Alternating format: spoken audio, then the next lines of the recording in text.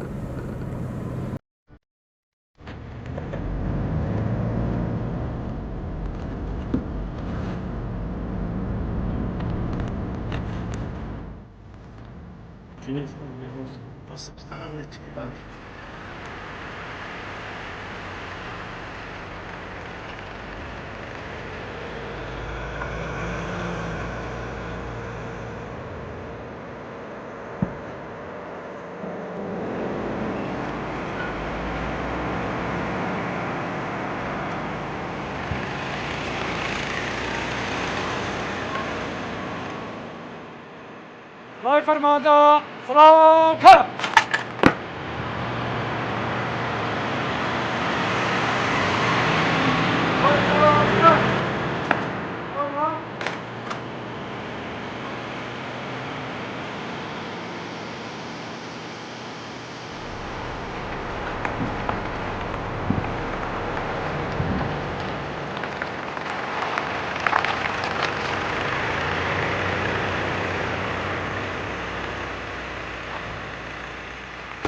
من مقدمي هندسي عسكري سالار حسن قادر لصالي 1995 بوم بە پێشمەرگە و لە ساڵی 1990 لە بەشی هەندەسی سەربازی کارەکەم.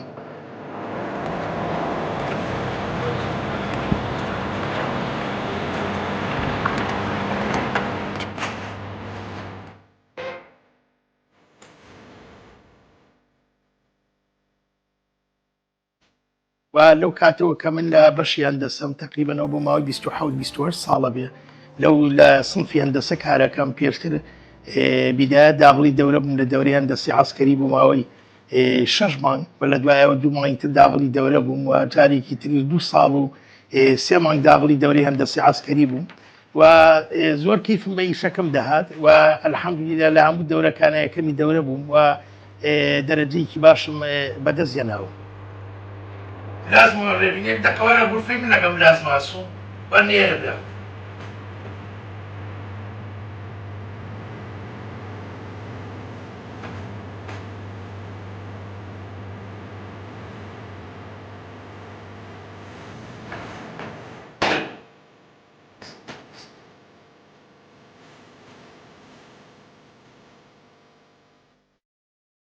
لازم الريفينير الدورية او المفرزية الدورية كيكا بيسروجا بيسروجا يدرس تماما بيسروجا دوري نصرية كنديرة ودوري عملي كيسا بكسلا دوري كهات مفرز لدواي دروس بوني زيرافاني لصالي 2003 مانجي 11 اما وكو هندسي زيرافاني ديرا بوين لصالي 2005 او هندسي ايرا كتشكيل بو بسرپرستی فريق بازار محمد سعيد او امري اما بو يسخان نشين لمالا او دروستی کردو با هاوکاری جنابی فەرماندا فەریق عەزیز وەیسی زۆر هاوکارمان بوو لە دروستکردنی هەندەسەی عەسکەری لە دروستکردنی هەندەسە بە ئیمکانیەت و بە هەموو نەوعەکانیەوە.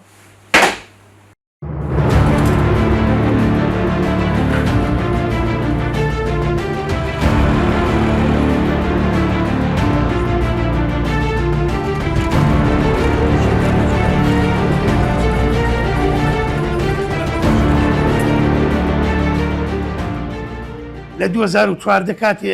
یەکەمی هێرشمان کرد بۆ سەر مەنتیقەی داعش تازە ئەو ساری باجەڕ و فاریقە ئەوانە هاتوو بۆ ئێمە یعنی ئەوەنە کەیفم بە ئیشەکەی خۆم دەهات سایقمان نەبوو کاتە سایق باجەڕ یا سایق فاریقە بم خۆم بووم بە سایق باجەڕ ئەو کاتە ڕوتبە پلەم نەقیبووم لە هەندەسی زێڕەڤانی بووم بە سایق باتەڕەوە تا چووینە سەدی مسڵ تا سەدی مسلمان ئەوە کرد خاوێن کردەوە لە تیرۆستانی داعش لە دوای ئەوە بۆ ڕۆژی دواتر هجوممان کردە سەر منتیقەی ساحلت کە گەشتی ناوێ یەک لە مانگی هەشتی 2014 بوو لەوێ بریندار بوو. تیمێکمان ئامادە کرد ئەو کاتە شەهید مقەدەم سەربەستیش لەگەڵدا بوو و لەگەڵ مقەدەم سالار چوون بۆ هێرشی بەندای مووسڵ دەستی پێ کرد لەگەڵ لە شێرەکانی کوردستان. ئەو کاتە عینن قەدەم سالار بۆ خۆی سایقی باجەرەکە بوو باجارێکی لەوانە بوو کە بۆ خۆی شوفێرێکی کرد ئەو کاتە و خۆفێکی وا دروست کرا بوو کە چەکدارانی داعش ناشکەین بەڵام ئەوە بوو زۆر بە ئازایەنە و ڕۆیشتن بەرەو پێشچوونێکی باش کرا تاوەکو گەیشتنە بەنداوی مووسڵ و هەموو ئەو ناوچەیە بە تەواوەتی لەژێر کۆنتترۆڵی چەکدارانی داعش دەرهێنرا.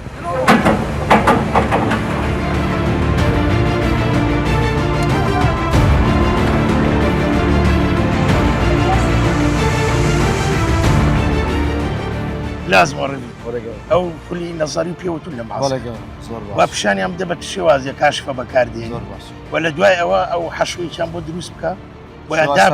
شێوازی تەقینەوە مەسەن بە شێوازێک بەڵام مهمە حەشویان بۆ دابنیت و بیتەقینێت بۆی جەماعەت معلوماتیانە بێت. زۆر باش گورز بە بڕیا بە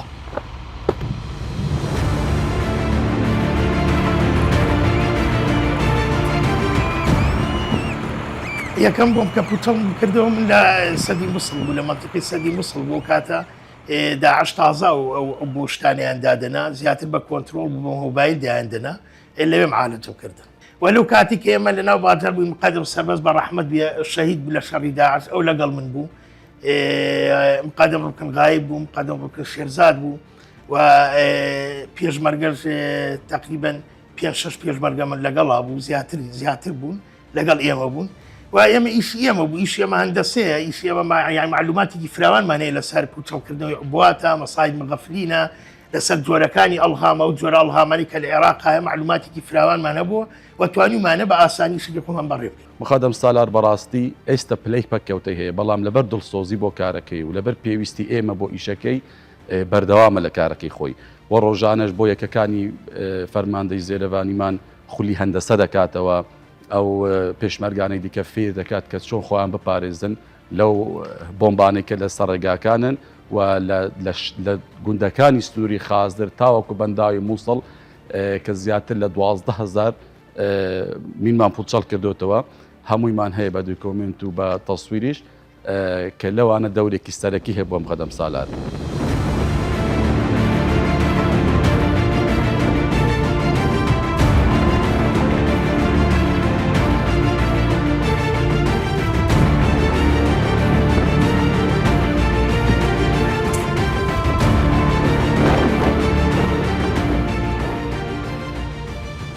وە لە دوای ئەوەی کە تیرۆستانی داعش نەمانەوە بەردەوام بووین لە پاکردنەوەی گوندەکان کە هەموو گوندەکان ڕبوویەکی زۆری لێ زەرعکرا بوو مینێکی زۆری لێ زەرعکرا بوو لە ناو ماڵەکان زەرعکرا بوو پێویست بۆ کەیمان وەکو هەندەسەی زێڕەڤانی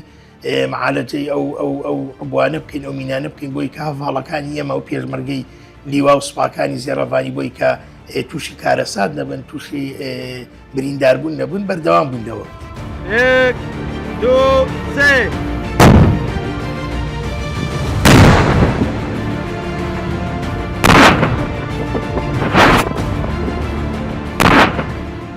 مەترسیا و تیمانە ئەوە بووە کە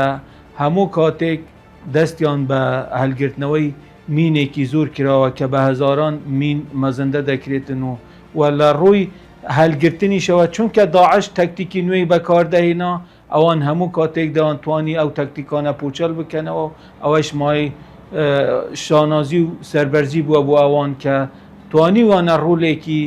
وا گرنگ ببینن ببێتە هۆی پاراستنی گیانی پێشمەرگە.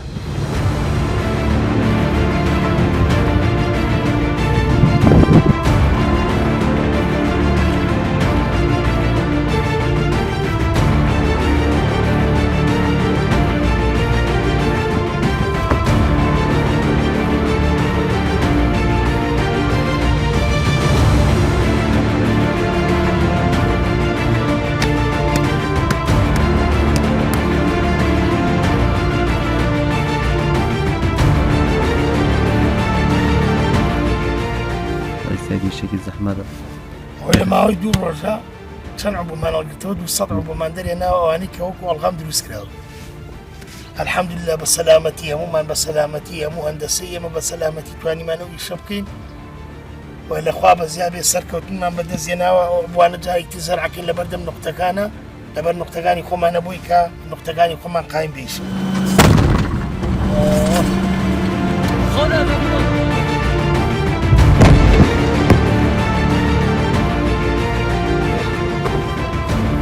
نقيب سالارة بريدان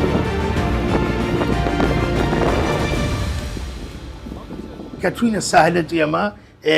سیارەکەمان ئەو باجەڕەکەم ڕاگر هاتمە خوارێ لە ناو سیارە کە هاتمە خوارەوە داعش نزیک بوون لە ئێمە و زۆر ڕەمیان لەو مەنتیقانە دەکرد هاوەنێکی 120 لە نزیکی من کەوتە عارز کە کەوتە عارز لێ بریندار بوو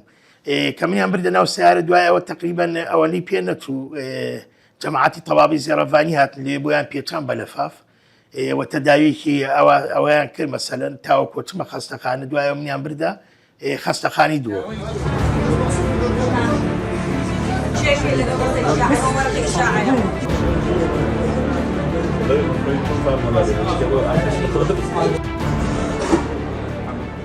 لە دوای چوومە خەستخانی دووە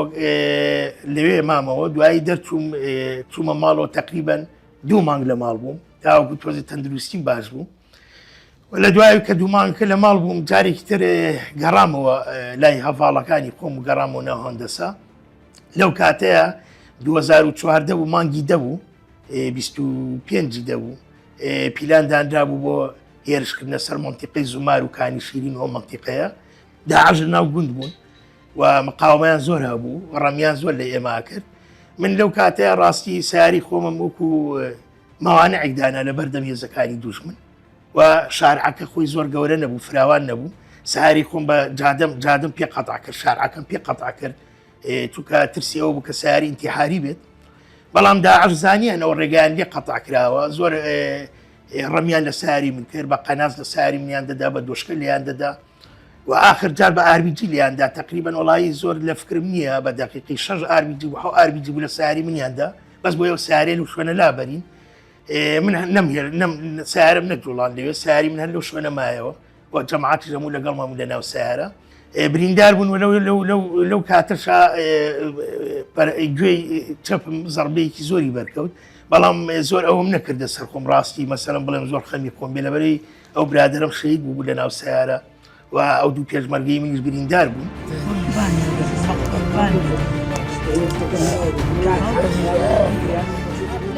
چەند وڵاتێکی پێشکەتی هەبیت و چەندی زەنگین بیتن ئەگەر تە هێزە پاراستنەوەی نەبیتن تو نەشێ بێژی ئەف وڵاتە وڵاتێ منە ئانەس خۆدا نەوێمە چونکی ڕۆژێکی بێشتە بستێنن تایبەتی تو ڕۆژهەڵاتە ناوین دابژی هێز تەنها زمانە و تێتە بکارئێنان بۆ هەمووی وارێکیدا لەوما ئەڤرۆ پێشمەرگەژ هەر وەختی زێدەتر پێویستە بۆ پاراستنە خەڵکێمە بۆ پاراستنە ئەمنیەتە خەڵکێمە بۆ ژیانە ملەتێمە بۆ پاراستنە بێ ئاخێ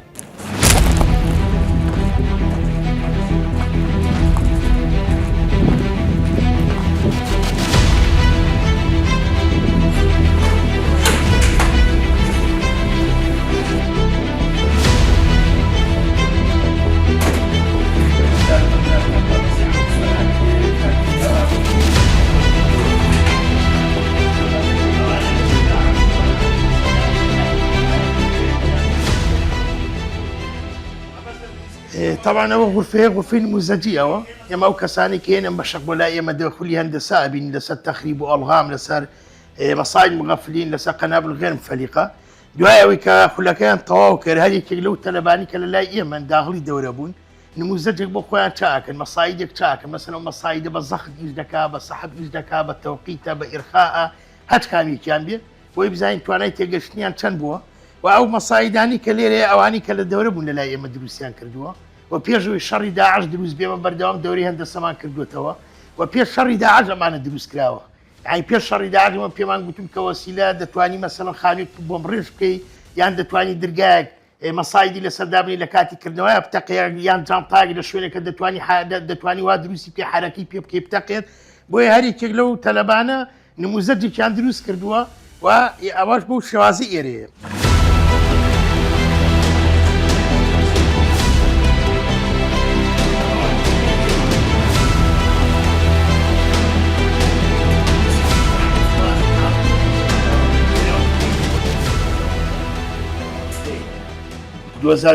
ئێمە واجبێکمان هەبوو لە تیایمەتین لە کاتی کە چوینە ئەو واجبە سیاری من یەکەم سیارە بوو و کاتێک چوینە ئەوێ مەسافێکی زۆر ڕۆشتن ڕاستی مەسافێکی زۆر توین لە پێش قۆتی خۆمانەوە بووی ئەگەر بزانین کە عبوویەکی دانابێ ئەڵهامێکی دانابێ لەو ڕێگەی ئێمە بتیم معالەجەی بکەین بۆی کە هێزەکانی ئێمە بتوانن بە ئاسانی بە ڕێگەکەیە بێن هیچ خەسارەتێکیان لێ نەکەوێت. ساڕوخێکیان لە سیارەکەی مندا ئەو نەفەرانی کە لە پشتەوە بوون هەر پێنجان شەهید بوون. بەڕاستی کارەساتێکی زۆر زۆر ناخۆش بوو ڕاستی زۆر زۆر متاسیر بووین زۆر یعنی پێی تێکچووم یعنی من لەو کاتە من خۆم زۆر بە سەختی بریندار بوو زۆر هەموو من ڕای پێشوار هۆگەر هەموو گیانمان سوتا بوو سوتاویەکی زۆر بوو دەموچاو و مەسەلەن جسمانەوە سوتا بووم و پارچە بوو من هەردوو پەردەی گوێم تەقی بوو خوێن لە دەممە هەر لە لوتمە هەر لە گوێمە هات بێسەروبەر بوون ڕاستی بریناریەکی زۆر زۆر زەحمەت بوو.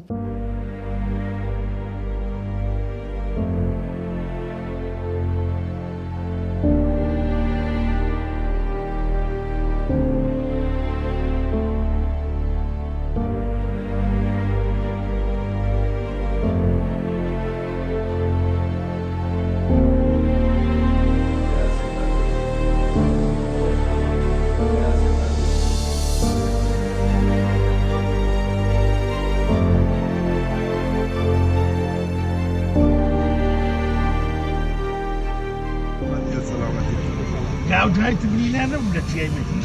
وجوانیان مەسەڵ نەبوو ئاغازە وەڵای شید بۆ یەک سەفەر باشتر بوو مرتی بۆ مەسرەفە هەرەوە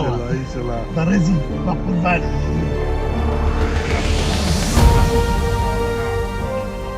ڕاستی گەلێک زەحمەت بوو شوکاری هەندەسەش دیارە کاتێکە هەڵی هەندەسەیان برینار بوونە یان شەهید بوونە بەڕاستی بەڵام من وەکو شەخسی خۆم وەکو برادەرەکانی خۆشم زۆر کەیفمان بە ئیشەکەمان دێ ڕاستە خەسارەتێکی گەورەماندا لەو هەڤاڵانی ئێمە کە لە شەڕی داعش شەهید بوون لەوانی کە لەگەڵ من بوون لە تیایمەتی شەهید بوون گەلێک متاسیرین بۆیان یانی بە بەردەوامی ئێمە لە فکرمان لەو نەفەرانی ئێمە کۆمەڵی هەڤاڵمانەیە بریندار بوون ئێستا کەم ئەندامن لە ماڵەوە یعنی بەردەوام ئێمە خەمیان بۆ خۆین بەڵام ئیشیان دەستە ئیشێکی پیرۆزە ڕاستی و من وەکو شخصی خۆم گەلێک کەیفم پێ دێ و منەوە تقریبا چەند جار بریندار بوومەوە هەم شەڕ و زەحمەتە ئێستش کەیفم پێ دێ یعنی سەربەرزی بۆ ئێمە کە ئێمە زابطی هەندەسەوی ئەو تیمانە ئێمە لە ڕوبەڕبوونەوەی تیرۆریستانی داعشدا 12 شەهیدیان داوەوە ئەوەی لە هەمووان دیارتر و کە دەتوانین بڵێن کەسێکی دیار و سەربازێکی وەم بووە مقدم سالار بووە کە هەموو کاتێک سەرپەرشتی ئەو تیمانەی کردووە ڕۆڵ و دەورێکی بەرچاوی هەبووە و چەندین جەستەی خوشی کردە قوربانی بۆ ئەوەی ئەرکەکەی زۆر بەجوانی و جێبەجێ بکاتن. ڕاستی نمونێت وەکیوانە gelek giringe hendese rolekê îcar mezin heye ne jiyana me de wekû zêrevanît hemî bu hemî pêşmerge hemû yekê pêşmergey hendese karê zor giring ketin û zor pêşengî şakirî bo me wextê operasyonê zor mezin em ê çûyn ew pêş me ya çûy rêya me ya vekirî çunke zanî taybetî şerê Daeş da hemî wextekî pêş me da zor têntî dihane danan em mecbûr bûn wan pêşxû bibin da wa tintî rakin da pêşmerge selamet biçin lê ew bûne armanca têntî û zarbê dijminî û hicûmê li ser û evanan ji bo jî me gelek şehîd dan wekî şehîd serbest û hevalê dwanan gelek şehîd me dan ji hendesê û birîndar jî gelek.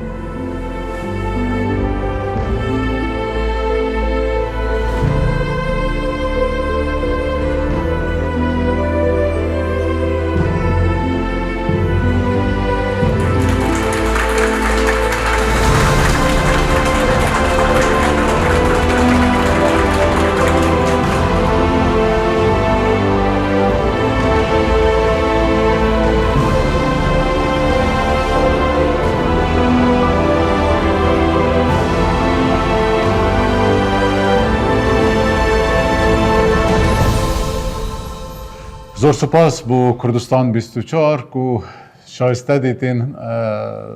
ایکیش وان قهرمان ما پل بجیرن او جی مقدم سالاره کو شاهد چندین بویرن قهرمانتی دستان قهرمانتیه و خیروان قهرمانانه با حوالت واید شهید نه با قط نممکن بو ابرو زیروانی گشت با وی آسته اینا بو دنگ